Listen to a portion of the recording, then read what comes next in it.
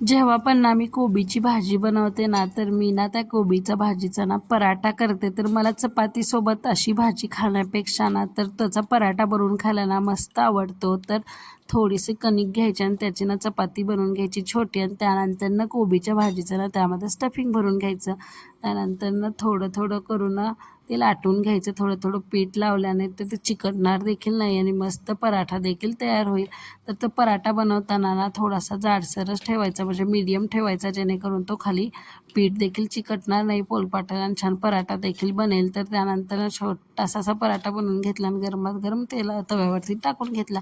तुमच्या आवडीनुसार तुम्ही तेल किंवा तूप दोन्हीपैकी काहीही लावू शकता. मात्र ना पराठा ना एकदम क्रिस्पी भाजून घ्यायचा, एकदम टेस्टी लागतो.